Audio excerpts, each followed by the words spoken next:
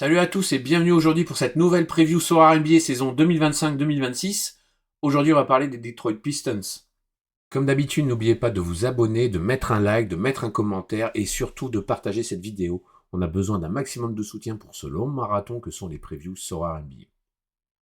Petit rappel sur le format de cette preview Soar NBA. Elle se divise en 3 parties. La première partie qui est un récap où l'on regarde ce qui s'est passé l'année dernière d'un point de vue statistique NBA, mais aussi Soar NBA. Une deuxième partie qui est consacrée au roster, où l'on verra les mouvements de l'été, la rotation à venir, mais aussi les rookies qui arrivent. Et enfin, la troisième et dernière partie, les choix, où on indique les joueurs qu'il faudrait avoir sur la saison prochaine, mais aussi les forces et faiblesses de l'effectif que l'on pourra utiliser sur cette nouvelle saison NBA 2025-2026. Allez, c'est parti, on commence par le récap. Une saison surprise, on peut dire même la surprise de la saison dernière, avec une 6e place, qualification directe pour les playoffs. Tout le monde voyait encore une saison bas de classement pour Détroit. Et finalement, la mayonnaise avec JB Bickerstaff, le nouveau coach, a pris. Il y avait du talent, mais là, il y a eu du liant, il y a eu un fighting spirit, vraiment du Détroit tout craché, où on rend les armes sur le terrain, mais en s'étant battu jusqu'au bout. Éliminé au premier tour face à une série de playoffs incroyable face à New York, vraiment une des plus belles séries qu'on a pu voir l'année dernière. Du fight, de la tension, de l'injustice, des moments héroïques de la part de plusieurs joueurs. Vraiment une équipe qui, on regarde sur le papier, est middle en attaque et en défense, avec un net rating positif. Mais vraiment une équipe qui s'est battue et qui a changé de niveau, qui a passé un step supérieur en playoff et qui a vraiment été le pire, l'un des pires, en tout cas du côté de l'Est, la pire confrontation possible à avoir sur le premier tour. C'est vraiment une équipe avec encore un Kate Cunningham qui a fait la saison entière et qui a été d'un niveau incroyable. On va revenir un peu plus tard sur lui. Et des ajouts de joueurs, Malik Beasley, de folie. Vraiment une équipe voilà, dingue. Un Ozar Thompson aussi, vraiment prépondérant, mais on reviendra un peu plus en détail sur les joueurs. Si on regarde directement sur les stats d'équipe, mais on voit en fait c'est quand même globalement un middle, hein, donc ça perdait quand même pas mal de ballons, mais après c'est du moyen hein, et tout, mais on est dans une conférence Est et ça suffit. Hein, il y a eu vraiment un- une saison vraiment top du côté de Détroit par rapport à ce qu'on attendait et cette qualification est énormément surprenante au premier tour, direct sans passer par le play-in. Voilà quoi, c'est une équipe attachante parce que c'est une équipe qui se bat et qui lâche rien. Et ils ont un des joueurs les plus sous-cotés, on va dire, en termes de réputation, qui est, on va réussir à le dire, Kate Cunningham, qui a la baguette et qui a mené cette équipe de Manmet, hein, vraiment. Hein. Donc, c'est vraiment une saison où on a été surprenant, ça qui a été surprenante de début à la fin. Et en plus, ils ont réussi. Alors, on avait surtout en plus des doutes beaucoup sur le coaching de JB Bickerstaff, mais ils ont réussi à passer un palier, à être encore meilleurs en playoff face à des Knicks qui étaient supposés sur le papier quand même supérieurs à cette équipe de Détroit. Du côté des joueurs, alors on pourrait sortir beaucoup de joueurs cette saison, hein, clairement. Hein, on va sortir le meilleur, et de très loin, hein, c'est Kate Cunningham qui finit 9e joueur de la saison dans Sorare. C'est le meilleur joueur, un des meilleurs joueurs les plus sous-cotés. Hein, il peut rentrer dans la danse avec Tyrese Haliburton. Mais quel joueur ultra complet. En plus pour Sorare, c'est parfait parce qu'il fait du scoring, il fait du rebond, il fait de la passe et tout. Enfin, vraiment un joueur, un super lieutenant. Il a en plus un peu de variance. Donc franchement, c'est vraiment un joueur hyper intéressant à voir dans sa galerie, qui peut vraiment apporter de très belles choses et tout. Donc voilà, et en fait, il a enfin fait une saison entière et une saison complète en termes de nombre de matchs, mais surtout en termes d'intensité, de qualité. Hein. Et ça, ce qui permet automatiquement à Détroit d'être un candidat plus sérieux dans cette conférence Est où on sait que le niveau global est plus bas. Donc vraiment, saison incroyable de Kate Cunningham de bout en bout. Côté promesse, ben, c'est le sophomore Osar Thompson, 151e joueur Sorare, qui est arrivé un peu tardivement sur la saison, mais en fait, vous pouvez regarder son temps de jeu, ça a été que exponentiel.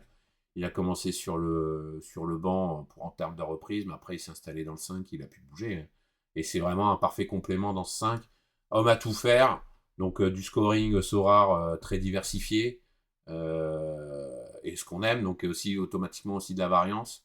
Et ben là maintenant il fait partie de la Triforce et de la colonne vertébrale de cette équipe des Détroits, au milieu d'un Kate Cunningham et d'un Jalen Duren au poste de pivot. En termes de déception, on va se focaliser. Alors, on aurait pu mettre Jaden Ivey, mais il a été trop blessé. Il a fait vraiment un bon début de saison, mais c'est plus, moins en termes de performance, mais plus en termes de blessure, où il a joué même pas un quart de la saison, Jaden Ivey. On va se focaliser sur un Tim Hardaway Jr. qui devient une récurrence. Plus il change d'équipe, plus il est moins bon et pas conservé. 241e joueur Soar avec un gros temps de jeu qui était entre première sortie de banc titulaire. Et en fait, il n'arrivait pas à rentrer ses shoots. Lui, en fait, son boulot, c'est de mettre des shoots. Et en fait, non. C'était des pourcentages vraiment pas fameux. Et nous, du côté de Soar, s'il met pas ses shoots à 3 points, c'est pas intéressant parce qu'il n'a pas un scoring très diversifié. Et globalement, en fait, il a disparu au fur et à mesure de la saison, de la rotation, à avoir un rôle vraiment pas très intéressant finalement dans cette équipe de Détroit. D'un point de vue global, équipe, dans Soar, niveau des points marqués, c'était dans le middle haut, 12e, un point encaissé, 19e, donc c'est le moyen bas, mais c'est pas non plus le spot. Et puis globalement, si on regarde, c'est du middle partout au niveau du détail du scoring adverse. Le bench s'en sort mieux même. Peut-être une petite surprise en regardant les stats a posteriori, en étant 8e et 9e sur les postes de garde et de forward dans les meilleures défenses. Et en fait, c'est une équipe finalement qu'on pensait comme un spot sûr sur la saison, mais pas du tout. Pas du tout, pas du tout. On peut voir quand même que sur le poste, là où le bas blesse un peu, c'est le poste de pivot avec un Jalen Duren qui est un peu sur courant alternatif en défense. Mais sinon, voilà, en fait, c'était pas le spot rêvé qu'on aurait cru il y a un an. Et c'était plutôt même limite un match-up à éviter. Et on l'a vu lors des playoffs avec les rotations raccourcies d'intensité qui a augmenté, que les superstars d'Enix, c'était compliqué de scorer à outrance sur cette équipe-là. Jurisprudence et quatrième carton, et d'un certain Jalen Brunson. Donc c'est une équipe qui était finalement beaucoup plus haut et beaucoup plus sérieuse qu'on ne l'aurait cru. Bravo à Détroit d'avoir constitué un groupe très complémentaire entre les jeunes et les anciens, et un JB Bickerstaff qui a fait taire pas mal de monde en ayant transformé cette équipe en un candidat sérieux pour faire voire deux tours de playoff à l'Est. Donc, quelle saison, bravo Détroit. Avec tout ça, on va maintenant voir comment le GM et le front office a amélioré cette équipe avec le roster. Le roster avec le marché de l'été marqué par pas mal de départs et pas mal d'arrivées du côté de Détroit. Déjà des gros départs, Dennis Schroeder qui a eu quand même un rôle important sur la fin de saison et notamment en playoff face aux Knicks. Vraiment, il a réussi à s'adapter, à s'intégrer parfaitement au cours de saison dans cet effectif de Détroit et d'apporter cette niaque, cette dureté défensive qui a fait de Détroit un étau sur la fin de saison et un match-up très compliqué pour les Knicks au premier tour face à Détroit. Malik Beasley, alors c'est un peu d'interrogation parce que il n'est pas prolongé à cause des affaires extrasportives et de paris sur lui-même. Je faites pas les bolos. Savoir si vraiment il va pas re-signer ou pas, ce serait une grosse perte parce qu'il est sorti de sa boîte suite à la blessure de Jaden Ivey. Il tirait à plus de 40% à 3 points en prenant 9 par match. Incroyable saison de la part de Malik Beasley. C'est un gros départ si finalement il n'est pas re-signé et que Et il s'est avéré, le fait est qu'il y a des investigations fédérales à l'encontre de Malik Beasley. Tim Hardaway Jr. aussi qui part, qui a fait une saison de haut et de bas en mettant ses tirs à 3 points, mais bon, voilà, il a, comme on l'a dit, il a fini un peu la saison compliquée. Hein. La série face aux Knicks, il n'a pas été bon, hein, clairement, il a été à côté de la plaque sur sa fonction première. Bon, encore une fois, il passe, il reste pas Tim Hardaway. C'est commence à être une arlésienne de sa part de faire autant d'équipes chaque saison et jamais être conservé. Simone Fontecchio, c'était de la rotation sur les forwards. Bon, voilà, c'était de la 8, 9e rotation, deuxième rotation, on va dire, sur les forwards. C'est pas ça qui va vraiment changer la donne. Et à Lindy Waters, il faisait le nombre aussi pour les bouts de rotation. Côté arrivée, on a Caris Levert, en arrivant d'Atlanta, Duncan Robinson de Miami, Javonte Green de la Nouvelle-Orléans et Colby Jones de Washington. C'est vraiment des arrivées qui sont vraiment intéressantes parce que ça compense quand même une partie des départs. On note surtout Duncan Robinson qui va être très important dans la rotation, notamment sur le shoot à 3 points avec les départs de Beasley ou d'Hardaway. Donc il va vraiment avoir un rôle à jouer. On va voir si l'adage du très bon joueur à Miami qui quitte Miami qui arrive dans une autre équipe malheureusement se continue hein, parce que jurisprudence Gabe Vincent, Caleb Martin, où ça a été compliqué pour eux en quittant Miami. Là, il a vraiment un poste à jouer et vraiment un rôle crucial dans la rotation. Vraiment, c'est vraiment une arrivée à surveiller. Caris Levert dans un rôle un peu couteau suisse et tout. À voir parce que là, c'est vrai qu'à Atlanta, il a pas montré grand chose. Là, il a vraiment une opportunité aussi, au vu des départs, d'avoir aussi une belle place en sortie de banc. Et être dans une équipe où, vu qu'il défend aussi quand même vraiment bien, il peut être vraiment un pion intéressant. Javonte Green qui arrive de la Nouvelle-Orléans aussi, qui a montré de bonnes choses l'année dernière grâce à l'hécatombe de blessures. Il a eu un temps de jeu abusif. Il a été dans le top 5 des joueurs qui ont pu jouer la saison dernière à la Nouvelle-Orléans. Il a montré des choses intéressantes. Et ce sera très bien d'avoir ça pour Détroit sur le banc. Et un Colby Jones aussi qui avait montré quelques petites choses à Sacramento et surtout à Washington lors des blessures. Donc des choses aussi intéressantes en étant guard. Bon, voilà, c'est des bons soldats en fait, des bons bleus de chauffe, bien en mentalité Détroit. En tout cas, ça semble être des joueurs qui collent à la mentalité Détroit. Donc vraiment un marché de l'été, on va dire globalement équilibré entre ce qui a été perdu et ce qui est arrivé. Petit point d'attention quand même sur les shoots à 3 points parce que les deux plus gros shooters sont partis et va falloir que notamment Duncan Robinson prenne la relève là-dessus. Du côté des rookies, les Detroit Pistons ont eu un choix en deuxième tour, en 37e choix, Chase Lanier. C'est un guard, et comparé, tiens, un certain Malik Beasley. C'est un gros scoreur, un très gros scoreur. Il tournait il y a 2 saisons à quasiment 20 points de moyenne, à plus de 44% à 3 points, ce qui est énorme. Il a ensuite fait une saison l'année dernière à Tennessee où il a quand même continué à produire à quasiment 18 points de moyenne. Donc c'est un excellent tireur. Hein. Et en plus, c'est un excellent tireur hors ballon en catch and shoot. Hein. Il est particulièrement efficace en sortie d'écran pour sanctionner un tir ouvert. Il apporte rapidement en fait du point. Il est vraiment une maturité qui est du côté de offensif qui est vraiment importante et très impressionnante pour son âge. Et en fait, c'est un joueur qui peut être rapide, plug and play, arriver facilement, s'intégrer dans une équipe et avoir directement ce rôle de shooter dans l'équipe qu'il accueille. Donc c'est un choix vraiment qui peut être intéressant et qui peut lui permettre d'avoir déjà un petit rôle la saison prochaine à Détroit. C'est pas lui qui va créer le jeu très clairement, mais bon, est-ce qu'on a besoin de créateurs de jeu à côté de Kate Cunningham? On n'y pense pas du tout. Donc c'est pour ça que les limites qu'il a actuellement, c'est-à-dire la défense et le playmaking, ça peut vite être couvert par les joueurs qui est actuellement à Détroit. Et franchement, on pense fortement que ça peut être un joueur qui peut vite avoir un rôle l'année prochaine au sein de Détroit. Au niveau de la rotation des Pistons, ce que proposent nos amis de CBS Sports, c'est un 5 quasiment classique, celui de début de saison dernière, hein, avec la réintégration de Jaden Ivey, mais qu'on espère sur Cannes et qui peut faire une saison entière. Il avait vraiment montré des choses intéressantes. Bon, après, bien sûr, en meneur, qui d'autre que Kate Cunningham. Et puis, derrière, le triptyque Oscar Thompson, Tobias Harris et Jalen Duren. Point d'interrogation de Malik Beasley, si il sera là ou pas. Ça pourrait être pas mal quand même quand on regarde la rotation d'avoir un Malik Beasley en plus. Hein.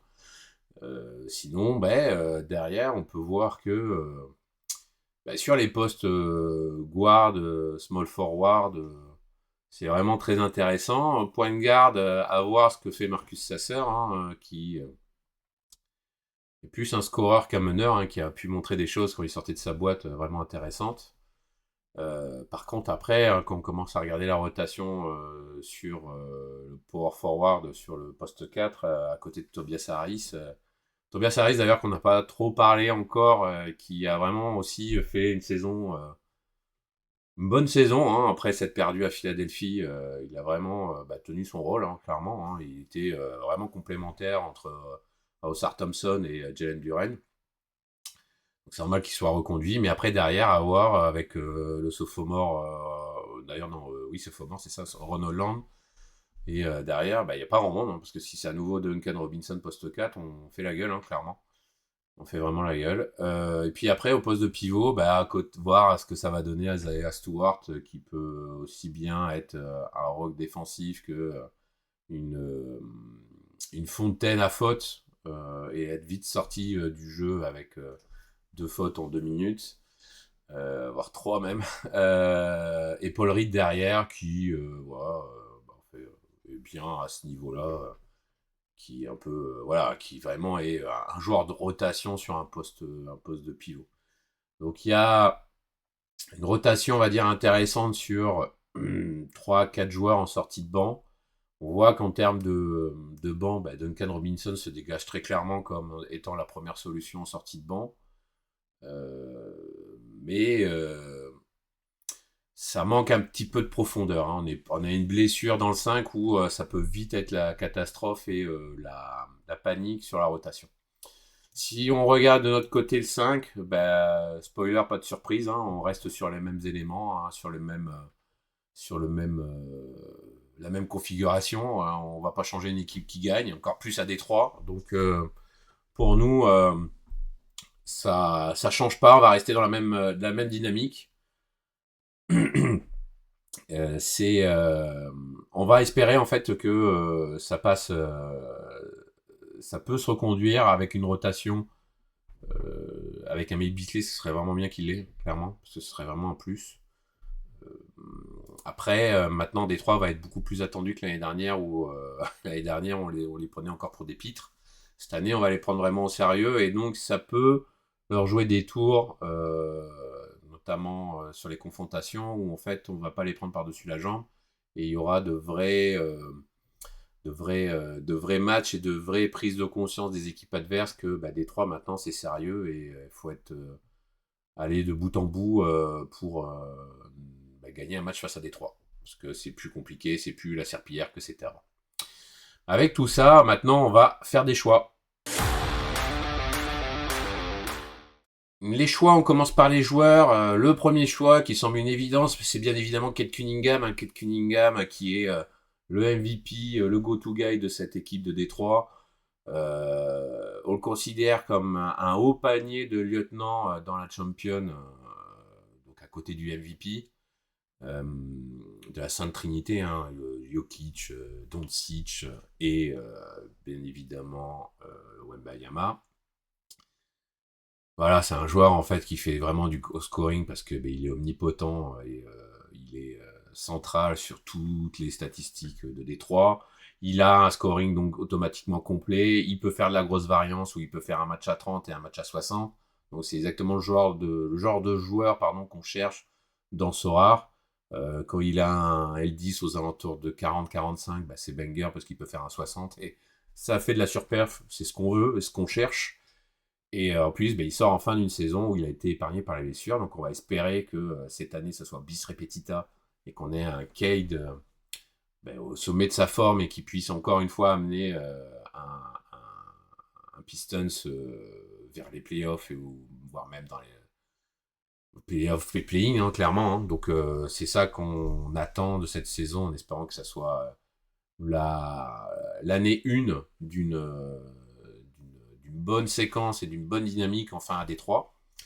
Le pari, pour nous, c'est un petit joueur chouchou, c'est Ozar Thompson. Hein. Ozar Thompson, qui a commencé comme son frère et qui semblait un peu moins bon que son frère, qui avait un shoot un peu bizarre et tout. Mais finalement, l'année dernière, il a réussi à avoir une montée en puissance impressionnante. Il a aussi, lui aussi, un scoring complet, plus sur du rebond, sur de l'aspect défensif et tout. Il arrive à avoir une palette aussi un peu de scoring, ce qui lui fait faire des scores vraiment intéressants.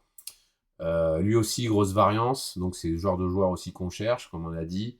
Et vraiment, c'est un titulaire où derrière, il n'y a pas vraiment de concurrence. Hein. On voit sur CBS, ils mettent Duncan Robinson derrière en rotation. Robinson, on préfère le voir en shooting guard, en ailier shooter, en arrière shooter, pardon, que en small forward, en ailier. Hein. Donc c'est euh, c'est vraiment un joueur encore qui sera central sur la saison prochaine et donc automatiquement il fera du gros score. Donc c'est ce qu'on aime avoir comme joueur dans sa galerie. Le risqué pour nous, c'est Tobias Harris. Alors c'est pas d'élite sale gueule. Il a fait, comme on l'a dit tout à l'heure, une bonne saison à NBA l'année dernière. Par contre, le gros souci, c'est que il est sur des courbes de performance qui sont à peu près tout le temps les mêmes scores, donc il n'y a pas réellement de variance. Et comme il n'y a pas de réellement de variance, c'est pas un joueur qu'on aime avoir dans ce rare, parce que c'est pas avec lui qu'on va aller chercher de la surperf et donc de la reward. Hein. Donc pour nous, ça semble être un joueur qui sera dans notre galerie, mais qui fera pas la diff et qui sera pas là pour essayer de nous faire passer un step au niveau des résultats. Enfin, le win now pour nous, c'est Duncan Robinson, parce que comme on l'a dit, c'est le vrai scoreur du banc, le seul vrai scoreur du banc, seul vrai gâchette à 3 points, on a envie de dire, en l'état, tant que Mike Bisley n'est pas de retour.